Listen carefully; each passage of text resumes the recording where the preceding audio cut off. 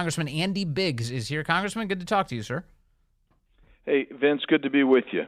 Can you walk me through, if you could, kind of the Cliff's Notes version of what exactly happened over the course of the last week here with this spending fight? Okay, there were really probably three fights overlaid on top of each other. The first one started a week, a little over a week ago when some of us said we're not going to allow any bill to go forward until we're moving all the bills, right? And so we got this. So that was the one process that started, and then we started moving bills. So you got the Department of Defense bill, Homeland Security bill, you got the Ag bill, you got the state and foreign office bills.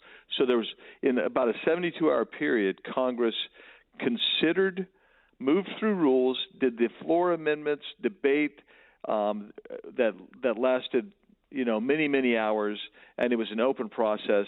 And we went up, and three of the bills passed, one failed. That's the way the process is supposed to work, but it's supposed to work 6 months ago like that. Right. Is that enough time to consider an appropriations bill? Yeah, because they'd already been considered in committee. They just never had brought them up, Vince. That's the problem, right? Okay. So, yeah. And so then the next one was to do this because they had dillied and dithered all that time. They said, let's do a continuing resolution. So the continuing resolution came, and there was a fight over that. I mean, multiple fights over what should be in there. At one point, I counted at least 5 or 6 CRs with multiple variations of each CR. And so it was interesting to see where those were playing out. Mm-hmm. And then the third process that kind of was playing out is just personnel and the dynamics of whether there'd be a motion to vacate for putting us in that situation, what's going on there. So three processes overlaid, right? And it looked chaotic, but to be honest with you, I liked going to the floor and debating. I liked going to the floor and hearing the other side debate, and we go back and forth and we vote because that's the way the process is supposed to work. So it strikes me that there is a very legitimate grievance against Kevin McCarthy's leadership here, which is that when he was in that big fight with you guys over who would become the next speaker, one of the things you did was score a number of concessions out of him that included that he would, in an orderly way, move those 12 appropriations bills, and it would be the first time since 1996 that Congress actually passed a budget on time. That has come and gone. That is not going to happen this year. We have a continuing resolution now, and we've already gotten past the fiscal year, so that promise has failed. And so, in a sense, I can understand why there is now anger at him for failing to keep that promise, because we are $33 trillion in debt, Congressman, and boy, the average American is taking it harder and harder with each passing month. Well, that's right. And when way to think about it is a CR, basically the way this one was structured, not only did you continue on the path of the bad policies, all those policies remain in place, you also continue on the bad path of the spending of the Biden-Schumer-Pelosi bill, omnibus bill that they did last December, plus they added billions of dollars of more in spending. So you by doing a CR, you lose control of policy and money. So we're at $2 trillion structural deficit for the last fiscal year. That means that we're above $33 trillion national debt. If you were to continue on in this fashion for one more year, you'd be at $35 trillion national debt, and people are beginning to wonder if it will ever be, can you pay it off? Can you retire that debt? And the answer is no, simply no, because the interest now is right under $700 billion a year. $700 billion a year, Vince, just going to pay debt. Mm-hmm. I mean, to interest. There was the first big continuing resolution vote that took place last week involved cuts on non-defense discretionary spending of about, is that 8%? Is that what it had? That was the annualized debt. But if you look for that month, for that CR, the actual nut was somewhere around $4.5 to $5.5 trillion, depending on who's telling you. Right. And the problem, I don't mean trillion, I mean billion. And the problem with that is is you're borrowing what, 40, 50 billion dollars or more a month, and it really did not move the needle because most agencies can hold their breath and get through there. And the other thing I'll tell you about that, there's trillions of dollars there was over $1 trillion of funding in these agencies' departments. They just didn't get appropriation authority to spend it. So this is really going to be a lapse in authority, not shutting down the government. So you voted against that first CR. Yeah. And when you did, one of the reactions that I've seen on the right, there's some fighting on the right going on about this, of course, is that, well, that bill included cuts. I mean, you mentioned that they're small cuts to the government. Why not make that the opening bid to the Democrats in order to actually get some restraint on the government? What do you think of that argument?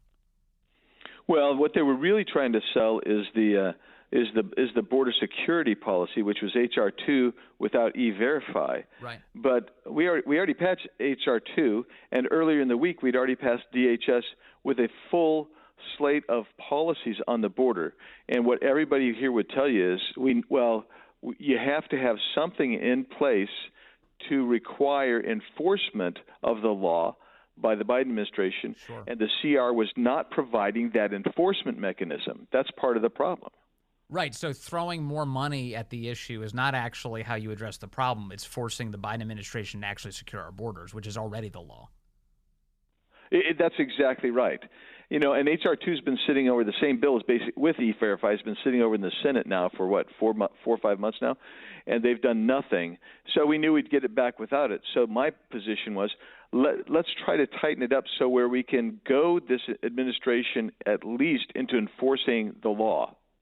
So why did it, if just to back up for a moment, why did it take so long to even get these bills in front of Congress to consider? Why did it happen last week? Why that massive delay? Because my own theory of the case is that Speaker McCarthy and the Uniparty, they want a CR because a CR is probably the most predictable because it keeps the funding levels, keeps most of the policies in place. A shutdown delays them from and provides uncertainty to them and delays them from getting money and getting paid and getting money. And then a 12 bill, regular order, also puts them at risk because you're adjusting policy and spending. So my position is that with those theories in mind, there was a deliberate delay on the part of Speaker McCarthy in bringing these bills to the floor. So the promise is broken, right? The promise that he made to you when he became Speaker, that it's a broken promise. Yes, that's correct. Okay. Well, we'll see where it goes next. I know that you've got Matt Gaetz, and I'll be playing some audio coming up here, who is moving, as you mentioned earlier, that motion to vacate apparently this week.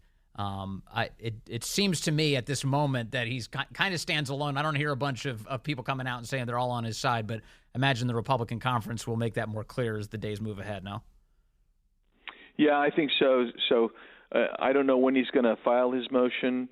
I think there'll be, a small number of people who vote for it.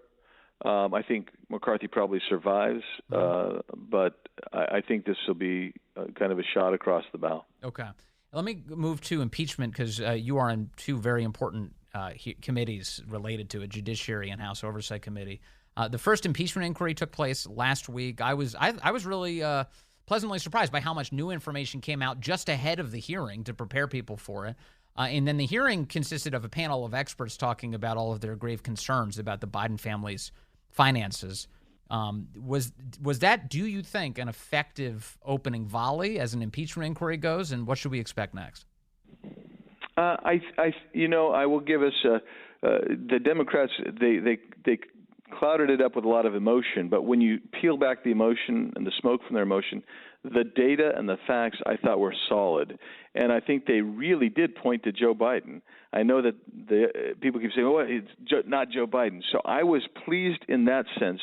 We got to get more witnesses in. We get more documents in. I would like to have Hunter Biden in for sure, and Rob Walker, Eric Schwerin, and others of his partners. I think if we can get those people in, the American public is going to be just grossed out at Joe Biden and his family's corruption. And I know there's more evidence, more stories going to be coming out right. Between now and the end of the week.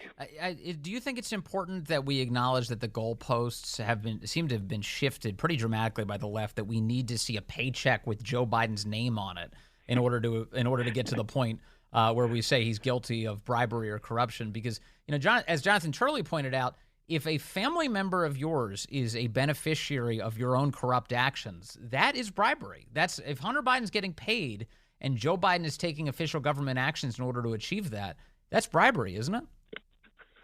Yeah, it's abuse of power, it's corruption, all impeachable offenses, and so I mean that was part of what I was trying to get at with Mr. Turley, is that, look, you got people, and I know Jordan was going down this path as well. You got the whole family's benefiting. We can trace all theirs. We think we can trace Joe Biden. We've got people saying he's the guy. He was taking a cut. He was, I sent money to him. All of those things. Right. The reality is, I think that points to this fact that Joe Biden was involved all the way. Yeah, it sure seems like it. Given that, why else would you pay Hunter unless you had access to Joe? Yeah, exactly. All right, Congressman Andy Biggs, I'll let you go, and thank you very much for your time today. Really appreciate that, sir.